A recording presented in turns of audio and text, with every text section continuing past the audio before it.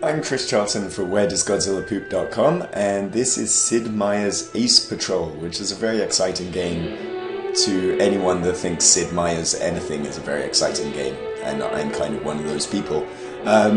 Sid Meier's Ace Patrol is, gasp, a free-to-play game, but, gasp number 2, that's not actually such a bad thing. If we have a look at the store here, I'll just give you a quick show. It's kind of one of those games where, rather than the usual free-to-play game where you're kind of locked out from playing the game or locked out from enjoying it unless you drop some cash on consumables, this is kind of one of those games where you get a little bit of a snifter, a little bit of a taste for free, and you can then buy more of the game, or you can buy sort of ways to make it easier with real cash. So there's 3 things that you can get. You can get campaigns, aces, and improvements. Aces are like separate pilots that have special talents and have particular moves that you can pull off. So they kind of make the game easier to play. And they're 85 yen, $1 each. And improvements, which kind of won't really make sense now, as we'll get into that as we go. You can also buy campaigns. I bought all of these automatically just from the get-go here.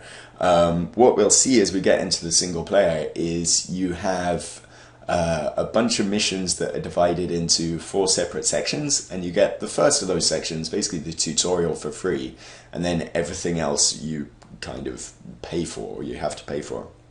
So if I jump into the campaign here, basically, I should explain what Ace Patrol is. It's a World War I dogfighting turn-based strategy game, of which there should be more, because World War I's kind of like a real untapped minefield of potential when it comes to video games, in my opinion, because like they were full of crappy, breaky, downy machinery that, engines would stall and guns would break and things like that. I think anyone who thinks that, like me, the best flight sim ever was Knights of the Sky would be right at home with this. But perhaps I'm the only person that thinks that, because the last flight sim I ever played was in 1994, but, hey. So this is my squadron. I'm playing as the British right now. And that's where the sort of purchasable campaigns come in. You have the first tutorial missions you play, you're playing as the British, and then after that you have to pay for the rest of the British campaign.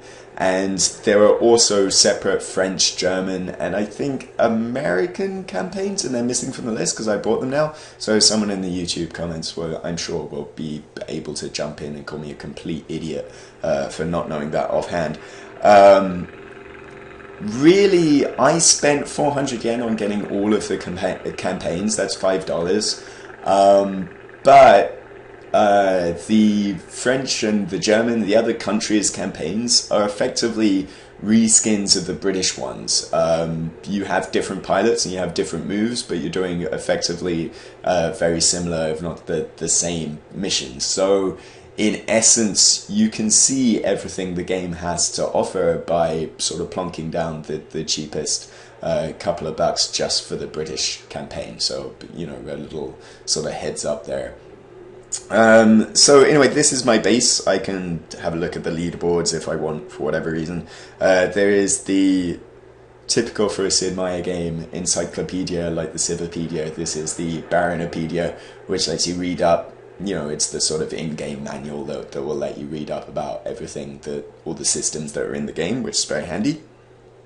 And right now I'm in between missions, so I can go into my upgrades here. I think everything I should say is that although this is a free-to-play game, it's a free-to-try game rather than a free-to-play game.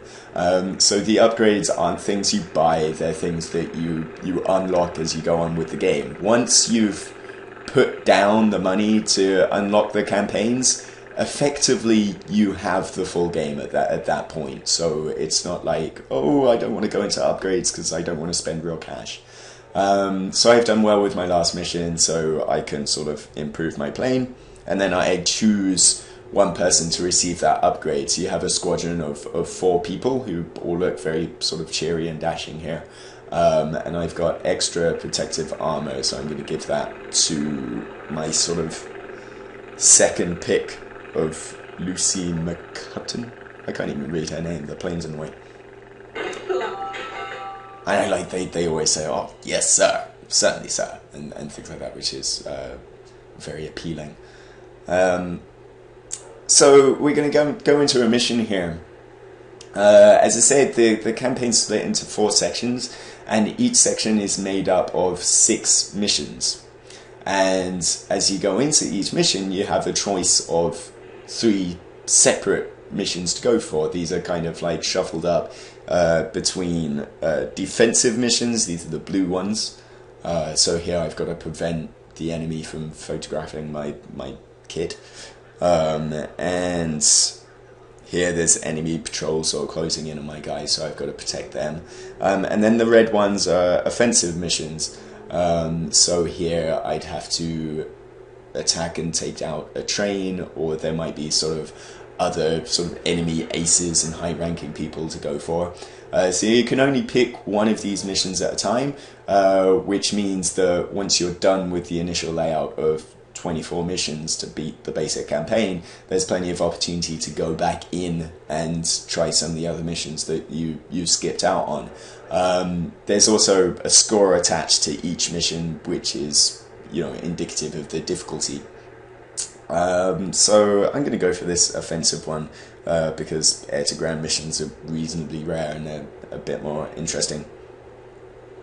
So I can assign my pilots. I can have a look at the enemies I'm going to be taking on. So I'm going to be shooting down Oswald Rummy and Ernst Richthofen today. Look at the beard on Werner Menchikov. I'd rather take him out. And I'm going to go with the mustachioed Stanley Brown, who's at level 26. And my escape artist, Lucy. The reason why... Oh god, I never noticed that I have 2 Stanley Browns here. You can. Oh, I thought for a second you couldn't rename your guys, but it turns out you can if you just type in these little things here. So you can rename them to your whims. The reason why 2 of those, my Stanley and Lucy here have sort of nicknames in the middle is that as your guys level up, they earn more victories, depending on how many planes they shoot down. So you can see Edward shot down 1 plane, he's earned 1 victory, whereas my best guys had 26 kills. Eventually they become an ace, and at that point you can assign them a special ace's ability, which is indicated by their nickname. So Deadeye Brown, he's got higher targeting ability, and Lucy here is an escape artist, which means if she gets shot down behind enemy lines and she becomes a prisoner of war, she can escape quicker, and we'll go into that a little bit later on, but let's jump into a mission here. So if you don't know Sid Meier, the guy behind Civilization and all sorts of great games like that, turn-based strategy for the most part. And so this is all based on a grid of hexes, although you can turn these hexes off. Basically this is a turn-based strategy dogfighting game, to borrow a line from our own Space Endeavour. We may have been at war, but we knew our manners, and so we knew to wait our turn and be patient and things like that, and move in carefully organised hexagons. So these are my guys over here, and I can click on the enemy in the top right. Oh, okay. I can click on the enemy at the top right to have a look at them. The red areas here, the red hexagons, are enemy territory. If I fly over that, I'm prone to getting hit by the anti-aircraft guns, so I don't want to do that. And take out the enemy train. Let's see if I can actually see the enemy train. Where is it? There it is. So the objective here is to shoot that up. So I've got to find some way of snaking my way in between those red hexagons and taking out these enemy planes and the enemy train as well. So there's little things like the cloud area here. If I'm flying high in the clouds, then the enemy can't see me. It's a fog of war kind of situation.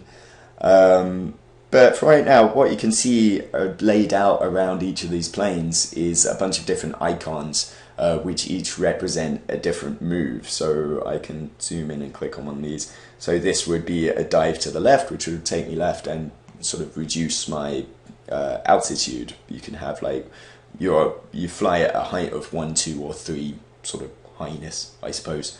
And there's all sorts of other sort of evasive maneuvers, flips and spins, and you unlock those as you go. If you're confused, you can bring up the sort of tutorial, in-game tutorial at any one time, and that will as well sort of give you the Ask Madden play of what the game thinks you should do. That's not necessarily the best solution, it's just what the game's suggesting. So I'm just going to fly straight because we're quite a ways out. And I'm going to take him closer as well.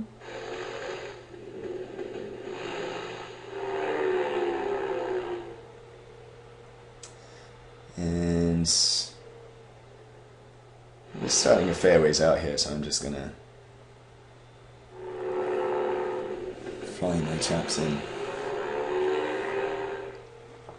So as we're getting closer to the enemy here closing in on us, what's clever about this is you have to be aware of your height at any one time. So it's never a good idea to take on an enemy head on at the same height. It's always best to come up from below or down from above. But then also you have to bear in mind, as I'm flying over enemy territory, if I'm flying too low, I stand a really good chance of getting shot down by the anti-aircraft guns. So I'm going to climb up here.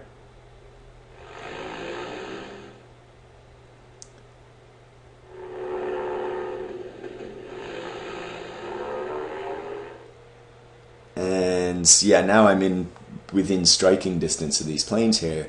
I can see I've got some green options here which let me do damage to the enemy.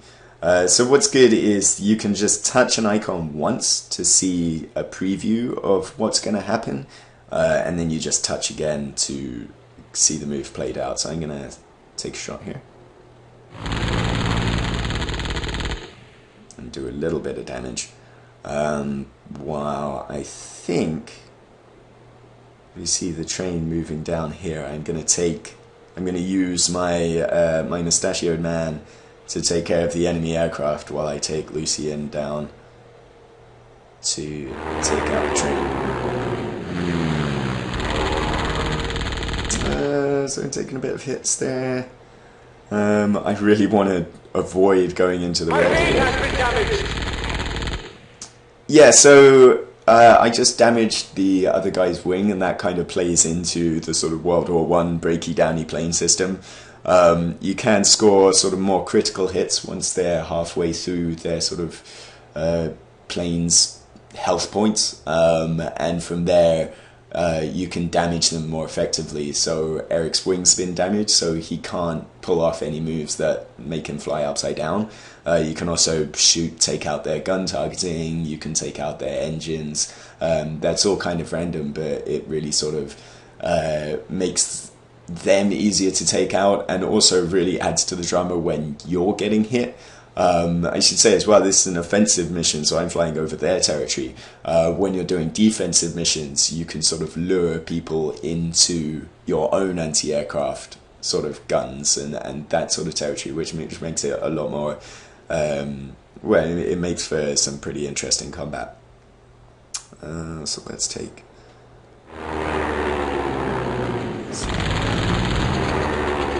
Oh, and I'm kind of being hammered over here, but I've sort of leveled up my guy enough to not take too much damage, so I'm going to pull off against him.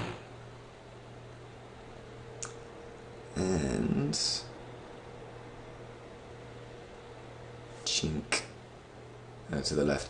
It can be a little bit difficult. We're playing on an iPhone 5 here. It can be a little bit difficult to pick out an icon specifically.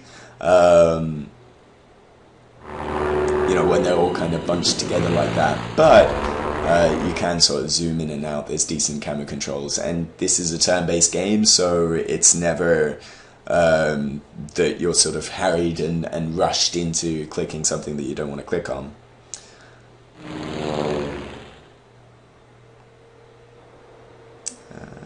Let's bank left.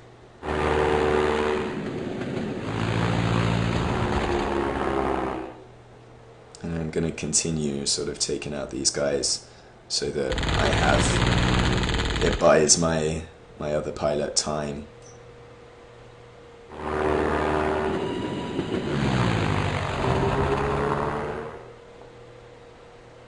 So there's all sorts of kind of, it feels kind of very sort of board game-ish in terms of the turn-based structure, in terms of the fact that the maneuvers, kind of as you see in the bottom left-hand corner as I play things, they kind of look like little playing cards and little pieces on a board. And there's a really sort of complex rule set at play here. There's all sorts of different rules if you dig through the Baronopedia of what can happen. We're playing, you know, on a fairly low difficulty setting here. But there's issues where, if you get badly damaged, you've got, you know, the ability to sort of return to base and land and only suffer damage, whereas if you get shot behind enemy lines, then you become a prisoner of war, which is where sort of Lucy's escape ability comes in handy. So I'm doing pretty well against the train here, but I'm worried about that guy sort of closing in, so I'm going to double back on myself.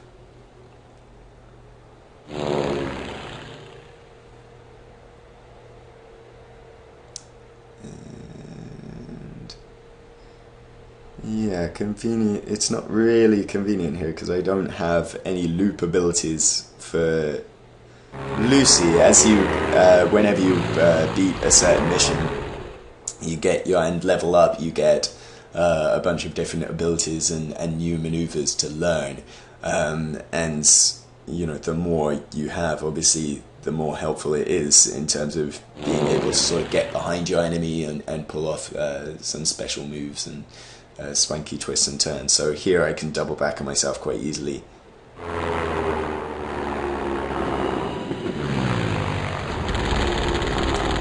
But I'm at a height disadvantage here because the other guy is above me, so I'm going to be in more trouble and I'm going to have to do a little bit more fighting.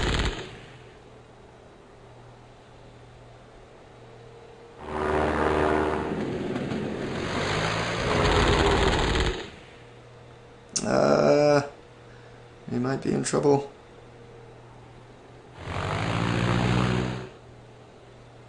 So hopefully I can take out this train before I get caught up on.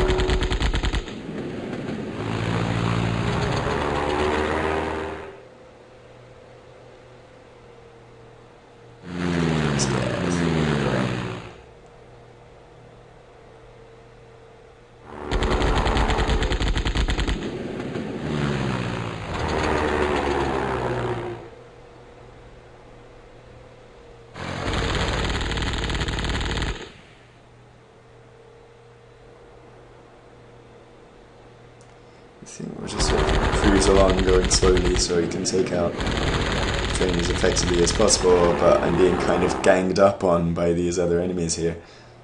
So I'm going to do a quick spin.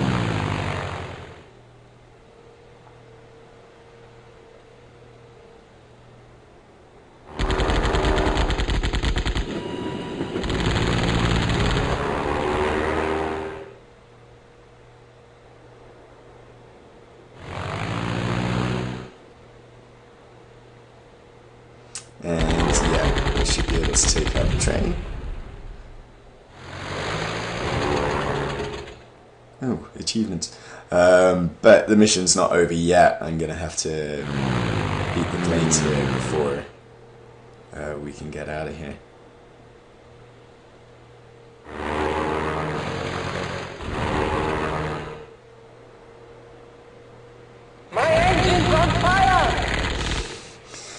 fantastic accent work here. These to the enemies.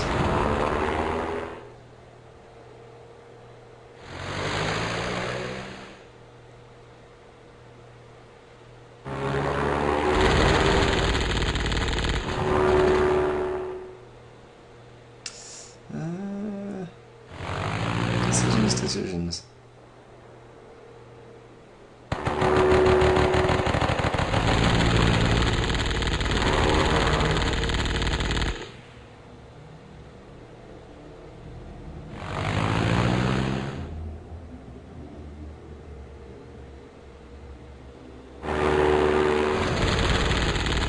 Oh wow. Being kind of mauled here and being picked apart a little bit.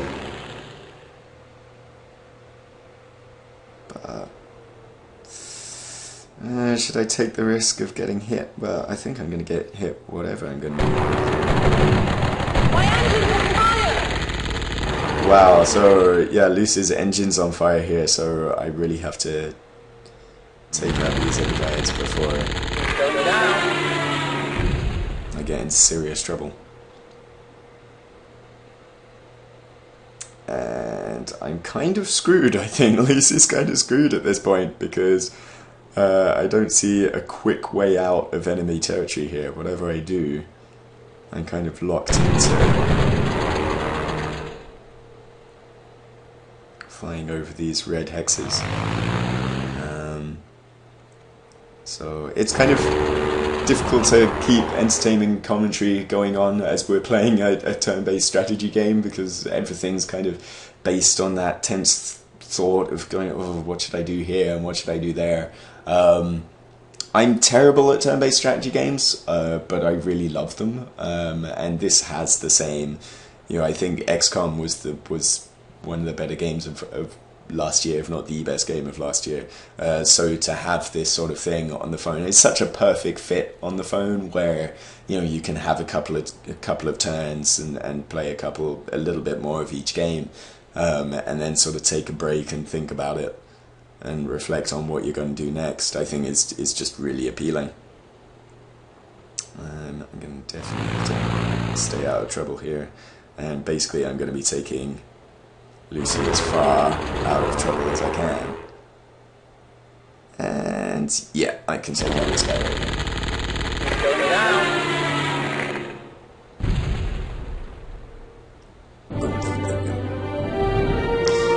So yeah, there we go. We've managed to polish off one more mission here. As you can see, yeah, 4 sort of different offences making up each of the sort of in-game campaigns, which adds up to sort of 24 missions off the get-go. But there are 120 different missions in the game, so you know, if you play through the game 5 times, you'll see everything. As I said, like the French and the German campaigns are sort of reskins of the British ones with different planes and different abilities. So it's, if you kind of want a little bit more variety as you go for your second and third tries or what have you, then there is that. But basically you can see everything the game has to offer for a pretty low price. So Lucy suffered severe damage here, and this is where some of the other sort of consumable items come in handy. If I have a look, so the next mission will be a Zeppelin attack. Those are each, basically the last mission of each campaign, of each offensive, is a sort of boss thing where you have all of your pilots going in on one central objective. But the issue here is I'd have to choose a different plane for Lucy than the one she had, because it suffered severe sort of engine damage, which means that she can't sort of excellent. Yes, sir. Which means that you can't take that plane out. Also, if you get captured behind enemy lines, you can't actually use that pilot. So much like XCOM, where your soldiers get wounded and they're out of play for a couple of missions, it's the same thing here, except you can, by improvements and these are one-off purchases which let you instantly heal your pilots or return the people in the prisoner of war camps or what have you. It's really a kind of case of these feel a little bit more cheaty than anything else. So again, I don't really begrudge sort of cheats as a sort of pay to play kind of mechanic, especially because it doesn't influence the multiplayer in any way. And speaking of multiplayer, I think multiplayer was the big draw of this game when they were selling it before, before launch. The problem is that the asynchronous networked mode over Game Center isn't working right now. It kind of prompts you to download the latest game version, which is kind of erroneous. Firaxis are working on a fix to that. But you can play a sort of pass and play mode. We'll just jump in and just to vaguely show you what it's like. So because I bought the 4 campaigns, I can have all of these claims, I think, as well. So we'll go British versus Americans here for a bit. This is exciting Me 1 versus Me 2 action here.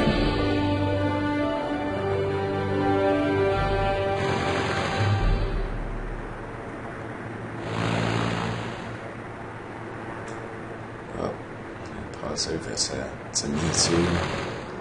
Tense drama as the two planes go for each other. There we are. Shoot them up. So this is hardly making for exciting mission play here. I'd love to be able to sort of show you a network game and have a guest on to talk through this, but yeah, the network mode isn't working at the moment, which is a really big shame because that's the huge draw, I think, to Ace Patrol. But what's here is actually a really fun sort of single-player turn-based strategy game where you do get a decent taste for free, and it's well worth at least spending a couple of bucks to unlock the rest of that British campaign. And I think certainly when multiplayer gets going, this kind of becomes an essential pickup absolutely for certain. As I said, Sid Meier, kind of everything he touches is great, and everything Firaxis touches is great, and this is a really, really fun little turn-based strategy game. So either get it now because it's free, or wait until the multiplayer update comes out and get it then because it's free, but you should probably get it. Chris Charlton for wherediscotillapoop.com. Thanks for watching.